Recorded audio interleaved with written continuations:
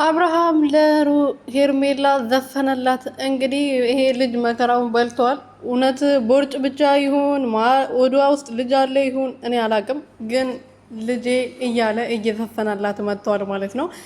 አንድ ነገር አላት ልዩ ውበት እያለ ዘፍኖላታል ማለት ነው። ሰላም ሰላም ቤተሰብ እንዴት ናችሁ? ደህና ናችሁ ወይ? እኔ ያለው ሁሉ ሰላም ሁሉ ፈጣሪ እየተመሰገነው። በያላችሁበት ሰላማችሁ ብዝት ትርፍርፍ ይበልልኝ።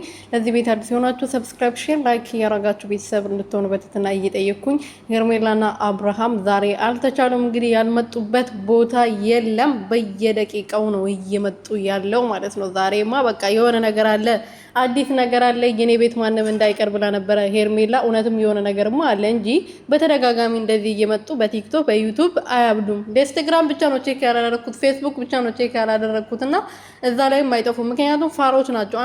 አንድ ነገር ላይ ከፖስት ሁሉንም